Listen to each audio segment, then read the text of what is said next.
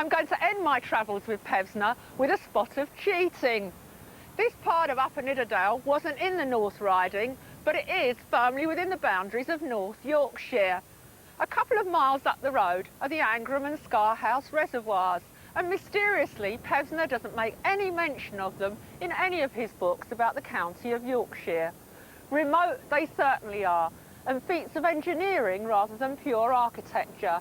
But for me, they're one of the wonders of the county, if not the whole country.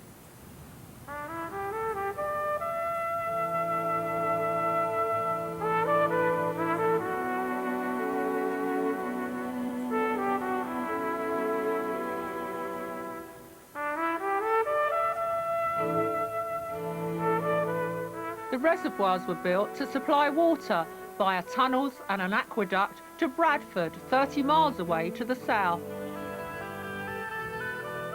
The Scarhouse Dam is over 1/3 of a mile long, and 1 million tonnes of local stone and concrete were used in the construction. A whole village was built to house the men working on the reservoirs and their families. At one time, 1,200 people lived on this bleak hillside, with more travelling in by train each day. To my mind, these ruins are as much a reminder of North Yorkshire's glorious past as are the abbeys and castles. When this reservoir was completed in the 1930s, it was the largest stone structure in Europe. With its towers and its castellation, Scarhouse Reservoir represents a stirring achievement and a magnificent monument to the thousands of workers who toiled for over a decade and a half to build it. James Hoare came here to work as a tunneller. We were in the late 20s and we walked up from Loft House, and as we came round that corner and saw the wall, which was about 1/3 up, and all the smoke and the steam of the locos and the cranes pottering about all over, we were thoroughly amazed. It was a real eye-opener. It was a complete village in every way. Amazingly so when you realise that the history of public works such as this were a history of shanty towns and bad conditions. And what about the bunk houses where 50 men lived together? Well, it's here, you're sitting in one. There were 10 of these dormitory huts called hostels. Each had 64 cubicles in, and so you had 640 men down this little plateau. As the reservoir neared completion and you saw that instead of just being a plain reservoir, it was going to have all these towers and everything else, I mean, what did all the lads think that were working on it, of the design? Well, they all thought, and I'm speaking now for the masonry families, I knew them, they all thought, well, here we are, we've been putting big stones one on top of another. This is a great opportunity to show what we can do. And this is how that came about.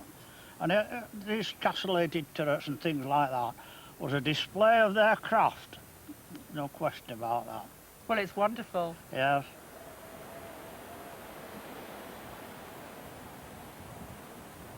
When we have our reunions, we look around, and I'm sorry to say there's very few of us left that work there.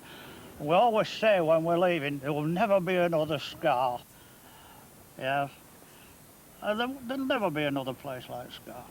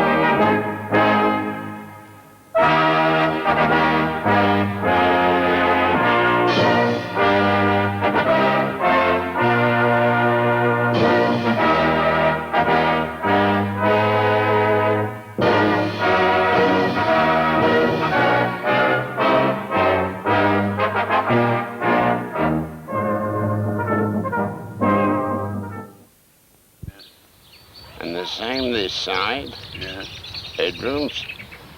Now when you get halfway down here, you've got the washing basins and toilets. Eh? Uh-huh. Then a little further, and there's the other set of bedrooms. Yeah. Like that. Both sides. Now all this is the dining room. Eh? Then you come a little further, like that. And there's the counter for to get the and do the kitchens and the cooking. Then there was a bedroom, sitting room and landlady's bedroom there, and this side was the girls' quarters bedrooms. See, well then this is the front of the hostel. You know, this is the dining room where they got the food and that ready, handed over the counter. Like that. And all of this is just one front. Very good. Very good, sir. You've seen it, haven't you? I think so. Did you go see it? What time do you want the band to start doing things? They're going to start playing. Well, we better get that organised. What time? Did you bring any folding Yes, chairs? we got. I've got a couple, but Yes, we've got two, haven't we? Well, we did put them in, didn't we? Because I had no room. By the time I got Eddie's path chair in the booth. Isn't it? Yours? I'll just go and see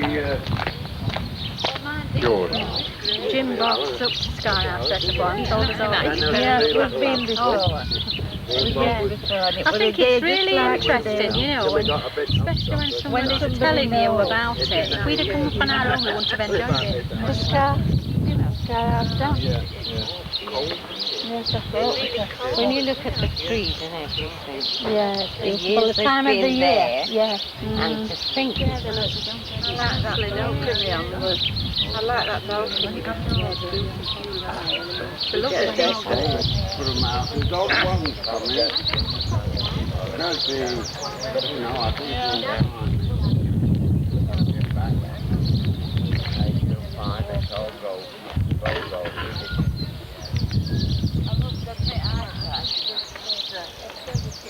don't like that.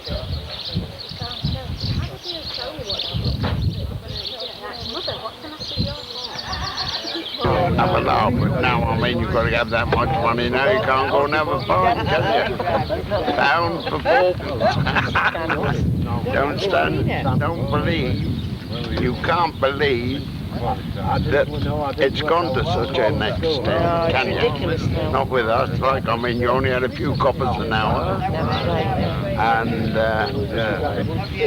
that tea boy, I started about 3/8 or a penny an hour, and top rate, I think, was only about 4.80 an hour. What could you do with that now? No. And I used to carry the tea cans, and those days things was so hard that a lot of people brought emptied the teapot into their cans, the bottles, enamel bottles, and then put the cork on in the morning in the pocket, and I used to warm it up for their dinners. And my little brother. Yeah. There's the brother. Mum and Dad and me. isn't that? Yeah. We were going to bring Bill with us, but he's been very poorly. Oh. There's the old car outside one of the hostels. Yeah. Me dad and 3 of the landladies. Now you You can't can't see who they are. Can't see the number This on is the Loft House. Whereabouts is that? Yeah. Yes, that's up where the pump is, isn't There's it? your reservoir. That's where they get the water. That's right. There's your reservoir where all the stone you quarried out. What did they call them from the station house? That's right. Oh, this bit. Here. Here he is. There's Arthur. Yeah, I was going to say. He's a Rispins, isn't he? And here's the Risbins. He's just died. Is he? Yeah, you know, they're still living. That's My Uncle Albert over here that's come with us today. Oh, yeah. Now, them's the Lloyd's girls with me. We were only kids, but they're the Lloyd's. Yeah, you know them all.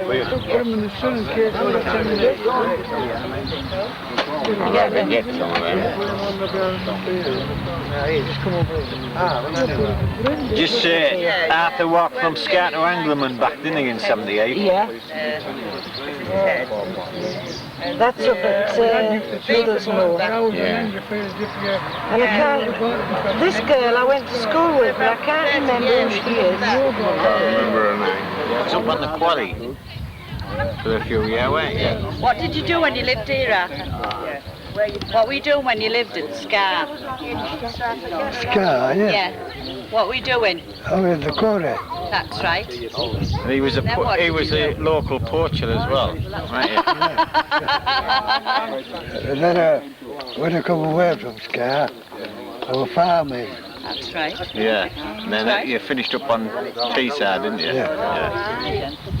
On the rock cut, weren't you? Up at Scar? On the tunnel. On the tunnel, yeah. What was that when you said that big storm? And the boulder come through? Oh, when it blocked the sluice gates up, yeah. She chased all the men out, didn't it? Yeah, that's right, yeah. That was all the water come through the tunnel. really rough weather up there, wasn't it? Oh, there was that. Everybody. Gene Drummond. Your grandson.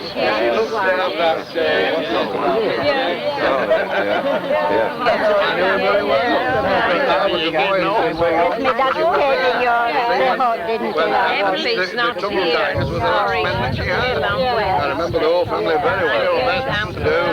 I remember when they got flooded out. And when there were one or two nasty accidents. Yes, it was, yeah. Now I don't like it.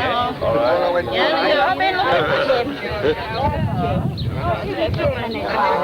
Billy Shepperton, she went to school there. Many years, you know. Yeah, it's a long time. 61 years. Have you been up here in between? Yes. Yes, because it's a lovely ride up there. George has, but I haven't.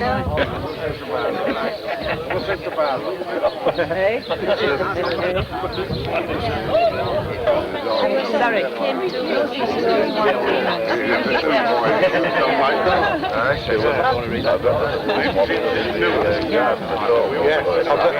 Of the dam itself.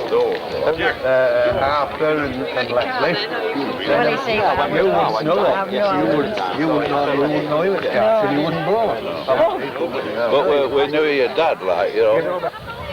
Pleased to welcome you here at the start of a day's celebration to commemorate the 50th anniversary of Scarlet Reservoir.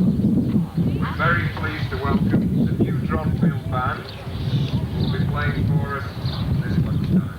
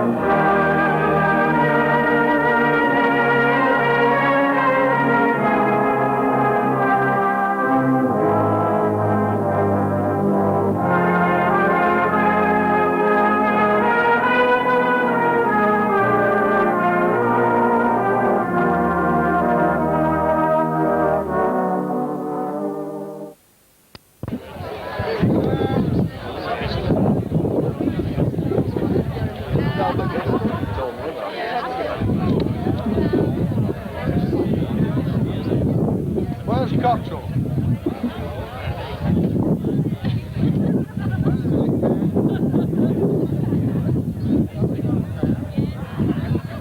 Of Scar House Reservoir to pay tribute to the builders of this majestic structure and a major feat of civil engineering. We are here to pay tribute to everyone involved with its construction.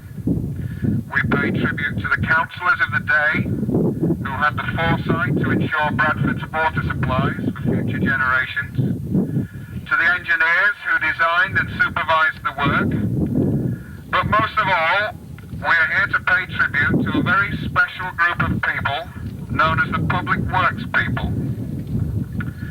These were a group of families who, with an attendant workforce of English, Scottish, Irish and Welsh labour, travelled, like their forebears, from job to job, mostly on foot, to construct the dock and harbour installations around our coast, followed by the turnpike roads, canal systems and rail networks of Great Britain, Canada, Australia and New Zealand, and of course the great naval bases such as Rosyth in this country and as far overseas as Gibraltar, Hong Kong and Singapore. People who built the facilities to enable the industrialisation of Great Britain between the 18th and 20th centuries under equally harsh and primitive living and working conditions. Motor transport meant it was soon no longer necessary for families to live on the job, and so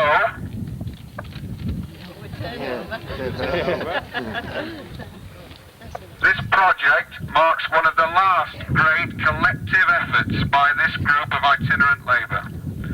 And we who succeed them must never forget the toil and hardship they endured to provide the basic amenities we enjoy today.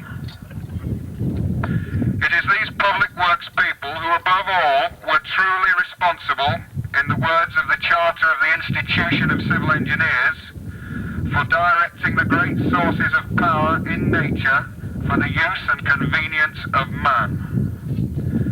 It is a privilege to be able to welcome some of the surviving members of the families who worked on this and many of the other projects I've just mentioned here today. There are too many to mention all by name, but perhaps a special mention should go to George and Mary Wilson, who are the oldest surviving representatives that could make it here today. I'm sure you'll forgive the family connection, because we're all related in one way or another. If I just say I'd like to thank my father, James Duncan Sr., on behalf of everybody, for his efforts in getting this whole occasion off the ground.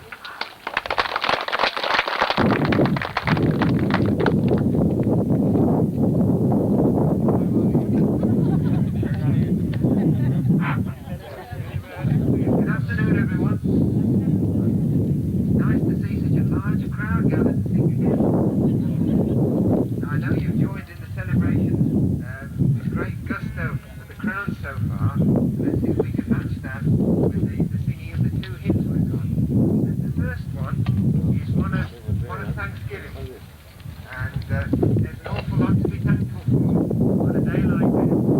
Meeting with a group of friends and people from days gone by, and all the memories this occasion and place are going to bring.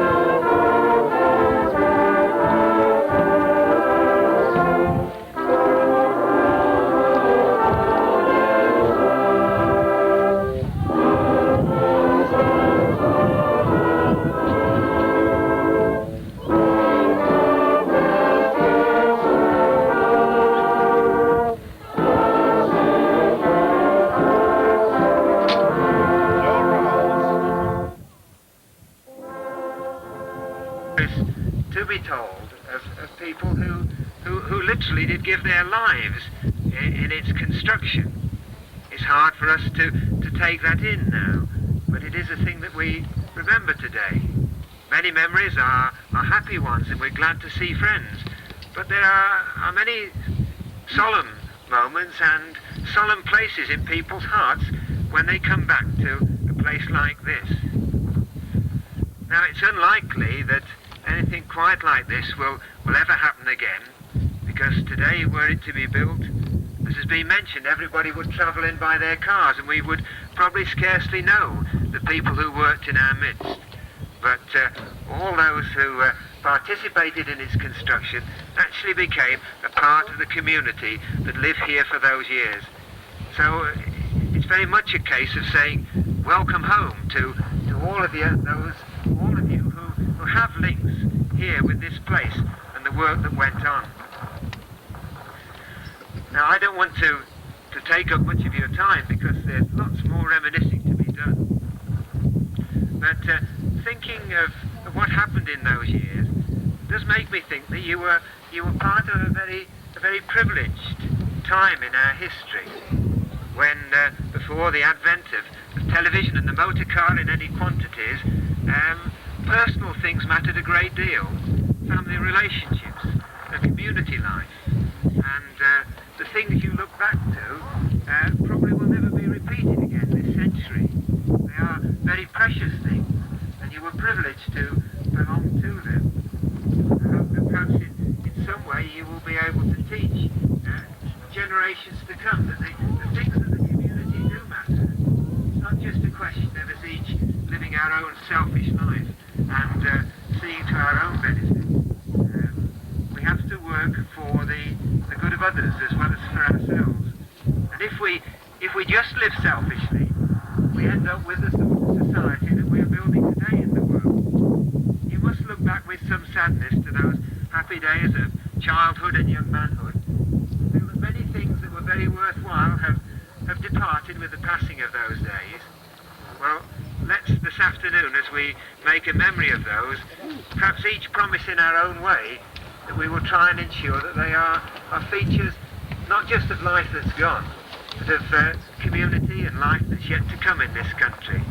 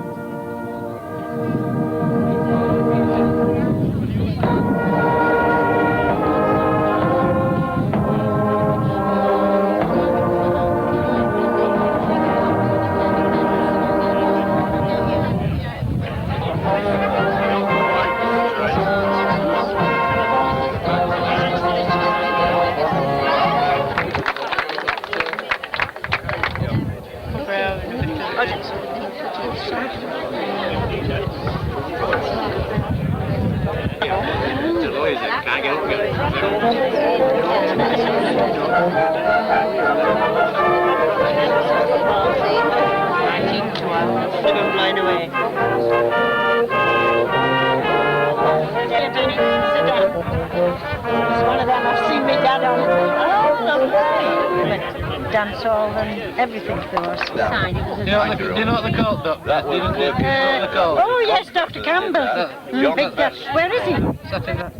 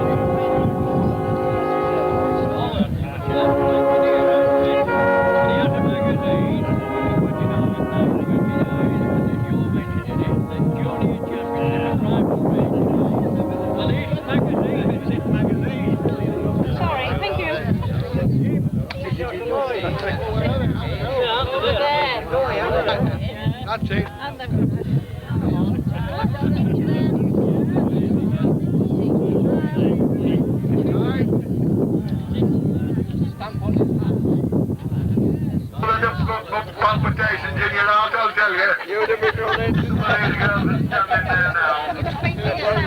I don't know your name, but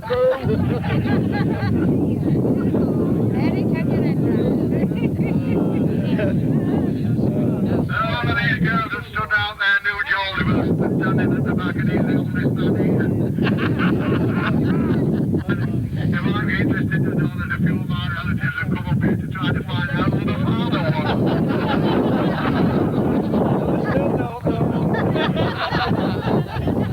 Some of them have actually achieved it, they're still looking for the others.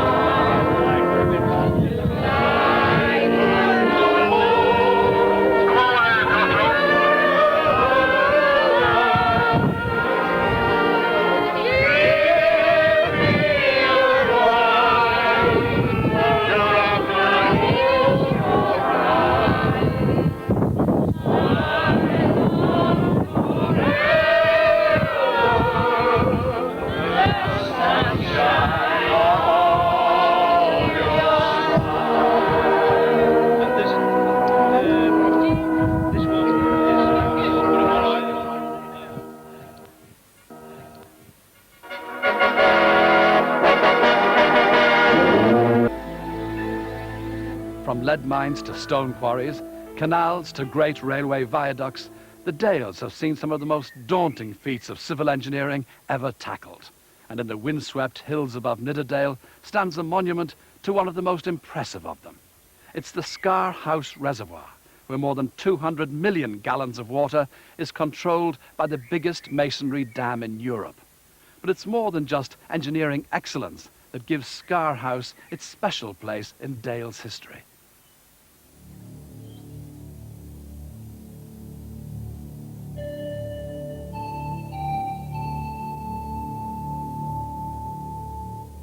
Of all the wild and windswept corners of the Dales, Scar House Reservoir is in a league of its own. The westerlies gust their way down from the slopes of Great Whernside, only blowing themselves out when they reach the gentler climes of Nidderdale and civilization. Yet, as with so many parts of the Dales, all is not quite what it seems. It may be hard to believe, but this windy valley was once home to more than 1,000 people. They were brought in to build the earthworks for the reservoir and the massive masonry dam that was opened in 1936 to provide Bradford with a reliable water supply.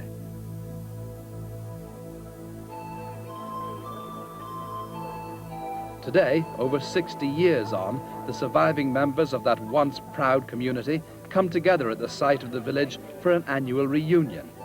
I was going to say a very warm welcome to our Scar Reunion service, but of course, even though we pray for a beautiful day, we can't actually always have what we want. So here we have the weather that you've been used to, I'm sure, when you were little, of course, if you can remember that far back. But it's wonderful to be up here, and it's wonderful to see our very own Lofthouse and Middlesmore Silver Prize Band. So thank you very much for coming and continuing this wonderful tradition that we have. But first of all, a prayer of thanksgiving for Scar and the community that you all knew and loved, and the community that's brought us all together this afternoon. Let us pray. Jack Haynes was born and bred in the village, and as well as organising the reunion, he spent the last 60 years chronicling Scar's history. His memories form a remarkable testament to an all but forgotten slice of Dale's life. Bradford was thriving with the mills and obviously wanting more and more water, because I think that's really what it was all about, with water for the wool washing. And they wanted some good soft water for washing the wool. Bradford decided that they were going to build Scar. Not like today when there's transport to move men about in buses and such like, or they all come in their own cars. That wasn't. So they built the village to accommodate all the workers. It was so much before its time. You see, we had electricity. There were 3 power stations at Scar. There was a hydroelectric, and there was one, I think, was steam, and then there was a big diesel power station behind the school. Hot and cold water, toilets. I mean, people used to come from the farms round about for a bath at our house. I mean, but we just, because we'd been born and brought up to it, we thought it was normal. We've often tried to work out why it was so happy and why it was such a nice community. And I think one of the things we've come to the conclusion is that all the tradesmen, the engine drivers, the crane drivers, the fitters, the joiners, were all on about £3 a week, which I presume in those days was quite a good wage. And without a man was working overtime on his night, all men were coming home with roughly the same amount of money. So there wasn't a lot of enmity between wives. But anyone that overstepped the mark, whether it was man, woman or child, and caused trouble in the village, when he got paid on a Saturday, he got his cards, and that was it. And everybody knew this. We all knew that as children, that if we misbehaved too much, or if our fathers got drunk and rowdy, or our mothers rowdy in the village, that the next week you were on your way, because there was plenty more people waiting to take your place. So it was a bit of a model society in many ways. It was a model society. And we had everything. We'd got 2 hospitals, a row of shops, tennis courts, cinema, church, reading room, billiard rooms, canteen, school.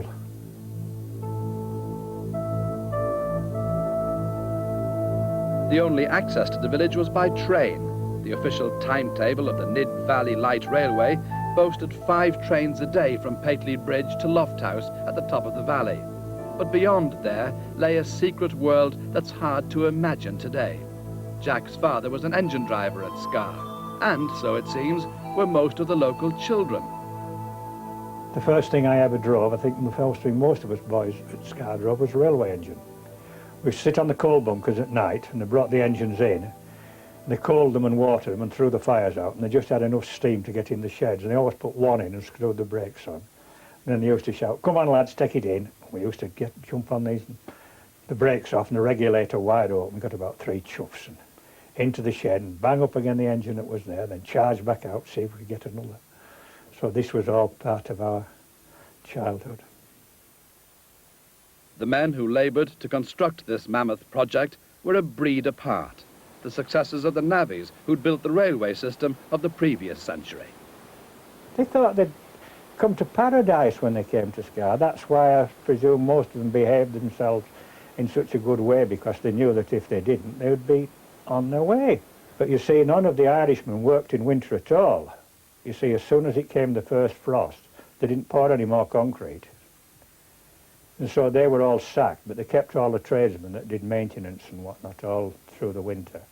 And then when it came spring, and they thought, well, the frosts are gone, the postcards used to go out, you see, "Dear Paddy, come at once." The big mixer's working and the bunk next to me is idle.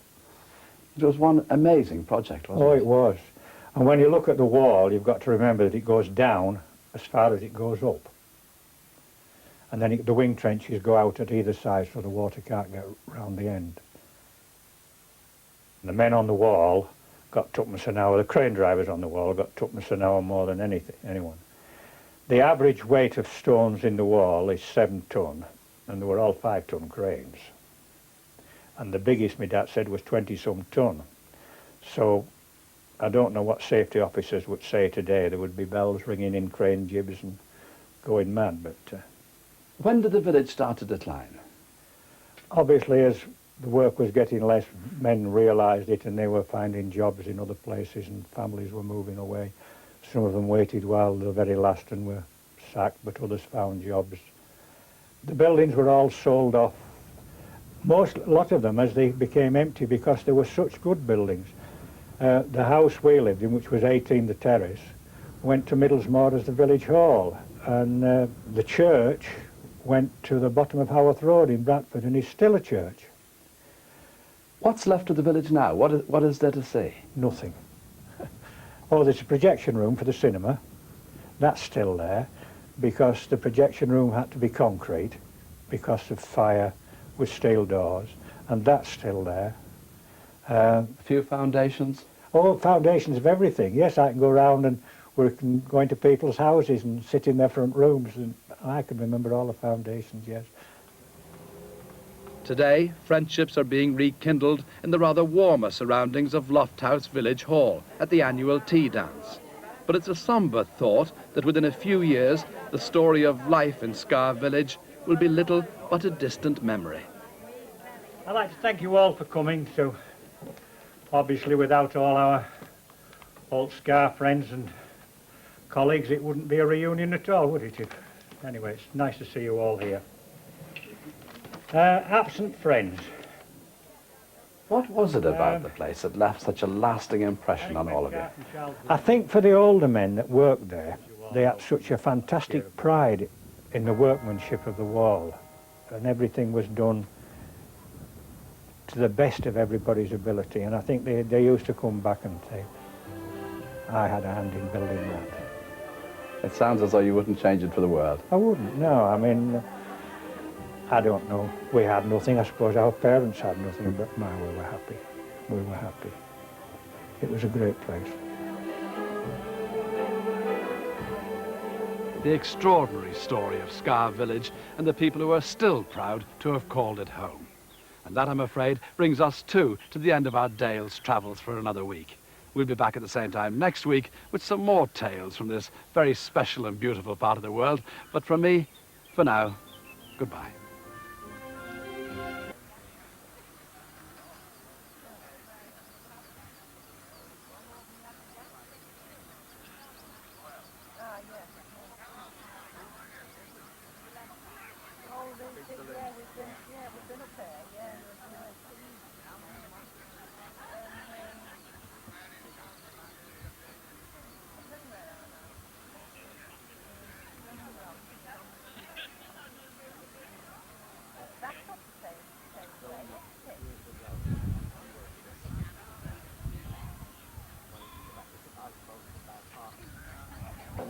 You know what you come... I'm there, Uncle George. There's Granny's family. That's the last time I saw it. This is a ballad done the country round, so, you know. Yeah. But I've got, I'll tell you what I've got the church magazine. Yes. Well, they still have flower competition. I can't get the feedback. There were 2 girls. 3 of them. Trying it. Well, who are you? If I recognise anybody. I recognise... They're gonna play.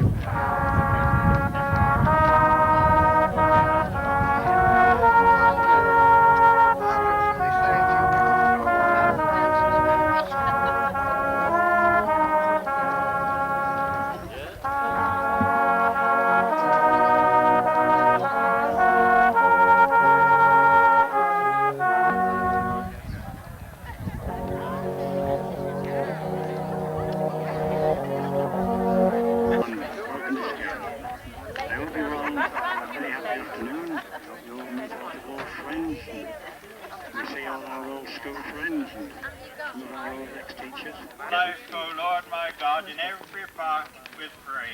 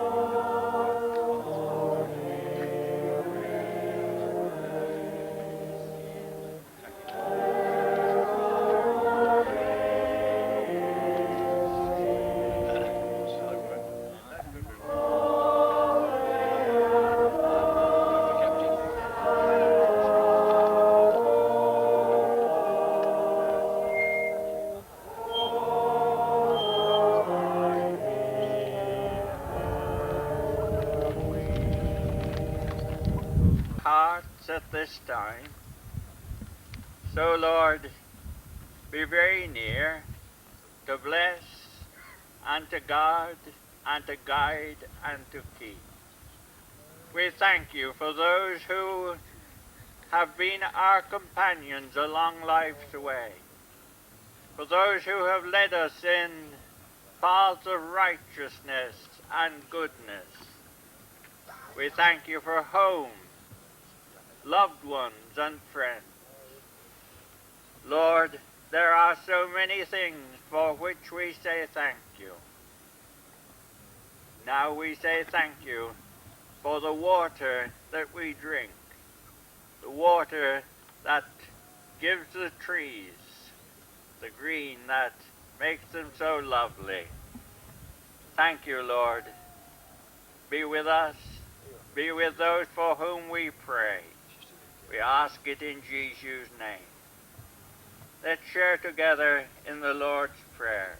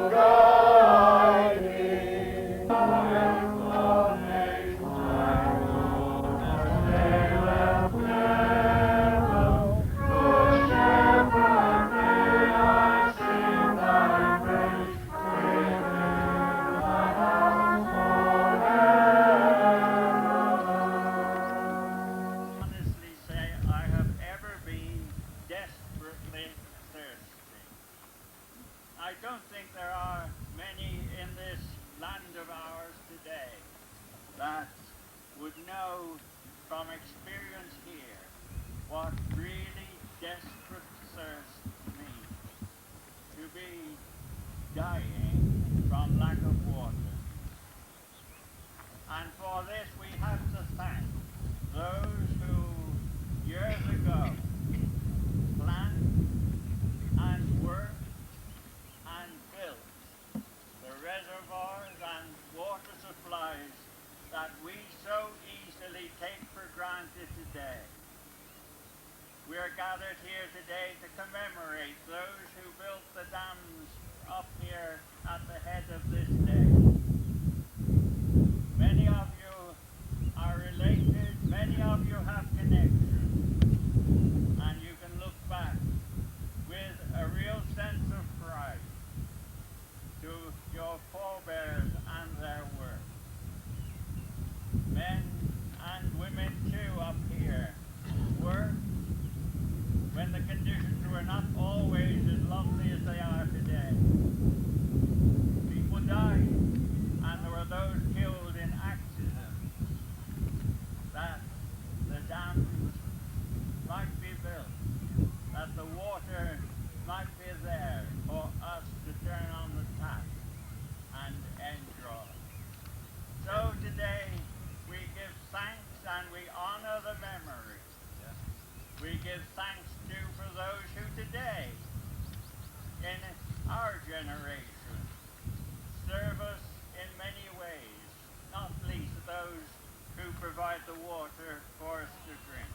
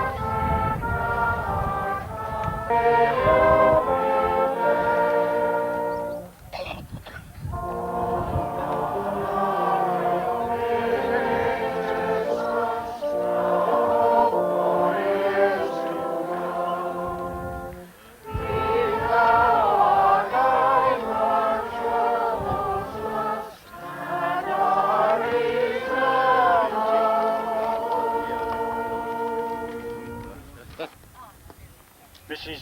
Dorothy Biggins, whose father was Mr. Holmes, and she said she couldn't make it today, and she'd like to be remembered to everyone. And we'd also like to remember so many people that we can all remember that would like to be here today and can't. My Auntie Sarah was coming today, and I'm afraid she's fallen and broken her hip, so she can't come, so she's terribly disappointed about it. Anyways, thank you very much. Thank you very much everyone for attending, and I hope you have a lovely afternoon.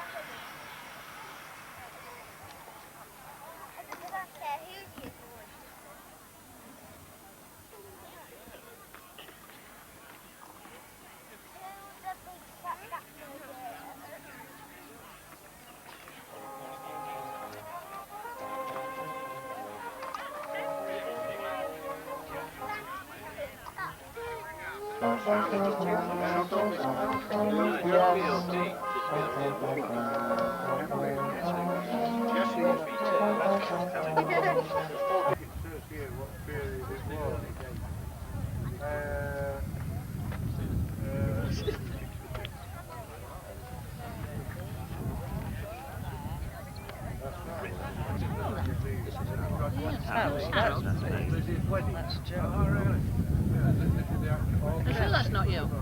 Well, I can't see that. I don't think it is. I thought you were stuff down here. Yes, I think probably. Is that you? Yeah, she was at the front with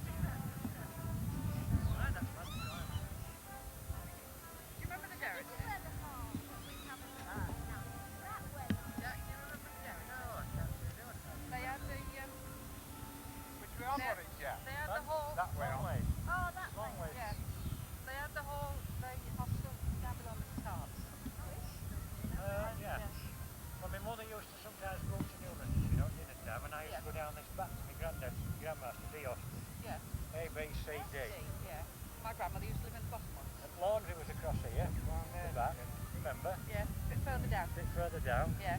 And the incinerator down there. And the bakehouse. And the bakehouse down there. Yeah. There's a water meter. It's there, look. There's a water meter in that. Good Lord. And they've been charging for this blooming school. And the school hasn't been here for years and donkey's years. I never knew it was here. I came on yesterday and Donald says, well, super, so there's a water meter in there. See where the cogs have been on the top shelf? You can drive it.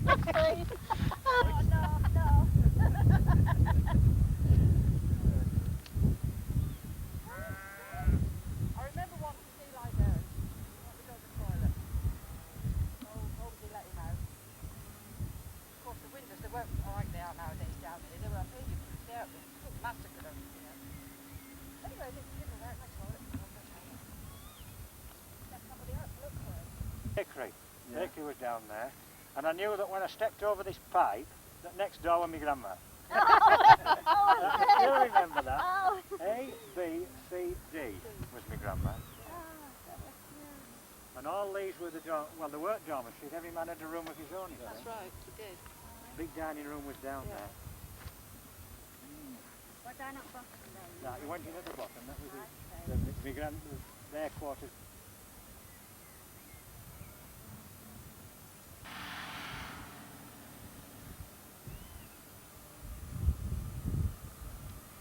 live next door to us.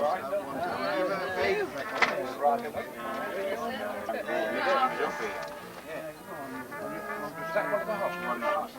Just around there. Hi, Nellie. Yeah. Yes, that's actually still here. Oddly enough, in this station, there's still the old clock that used to be Yes. 60 or 70 years ago. Where are the station? I visited her once or twice when they were down at Calthwaite. Your Yes. name is Smith, I Jack heard Hill. someone say. Yes.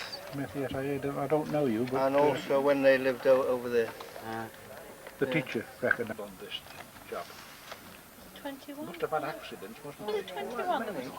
There weren't many. No, I thought you read No, it but somewhere. I've got It was the on, full set it's on, here of what they it says call on the end of the bridge. Scar does it? Village Monthly Magazine. On the end of the bridge, I think it published says every how many month. were killed. Now, all the hatches and No, not on the dispatches back, are sort on of the bridge listed. itself. Who published that, the corporation or the church? You know, with Well, the damage stuff. it cost us twopence each, and the old So it Colby, says the on there missioner. how many men Remember him? Colbuston? No, I don't remember him, only by name. Don't you? No. Oh, Bradford Corporation must have published It was a village one. it. Can you still get those? Fun? Can you still get them? Are they in print? I would imagine this is about the only copy that there is available. Of what? The full set of the Scar Village Notes. Oh, I've brought one. What, a The full one- set? No, Have you not a got full one? set. I've brought one magazine. Yeah. It's got my parents' wedding in it. They're all there. That's your mother. Yeah. Mr. Cropeston. Yeah. Aunt Sarah. Yeah. Aunt Mary. Yeah. That's one of the Baker girls. So We've my got, parents' marriage will be in the there twins, as well. you know, Eileen took us both to Did you say it's in here? and me presenting the bouquets, everything, Ellie Anderson presenting the bouquet, and, you know, they're And all the interesting sports to have. days they had, all the winners were in there. Yeah, you know, yeah. DJ Venables, Lizzie.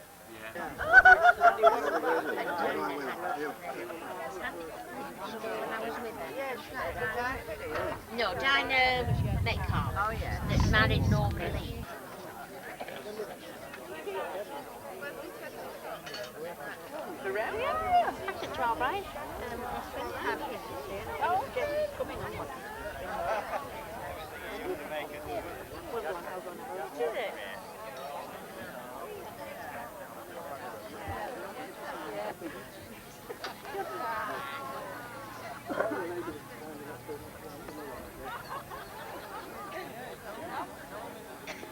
I don't know where Betty's from. Have you seen her? No. So let's go sort out.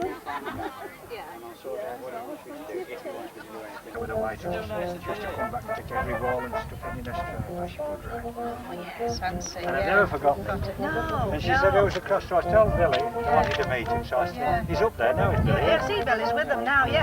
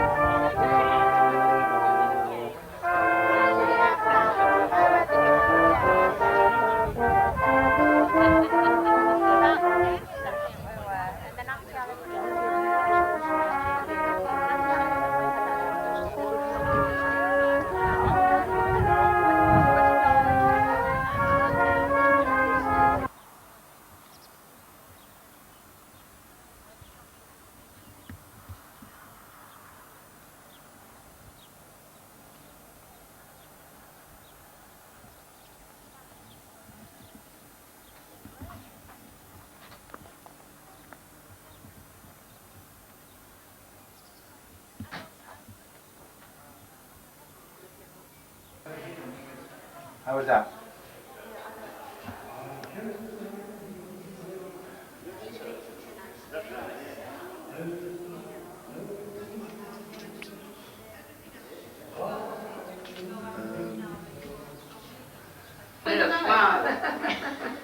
You've got to get up to time, Albert. I'm Chad. Oh dear. Hey, come on.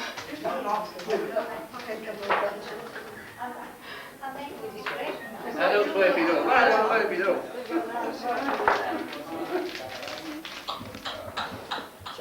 So whenever anybody's ready.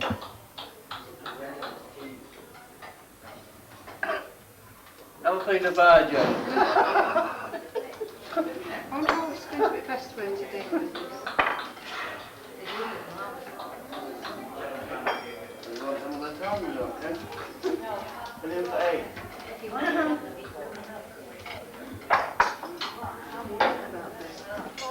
Yeah, you should be able to lift it up. We need to have somebody who actually puts that on. You Margaret will do it. No, Derek will do it. Yeah. It's just... She's got the easy one, haven't you?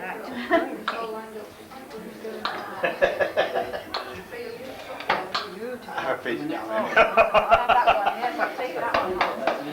Somebody's got the... Come on, that did it. Put it on. We'll put it so it's not visible. Yes, that's true. No, see, but even have somebody at this Tony, these lovely cakes. All very fattening. Yeah. Let's see if I can get somebody else.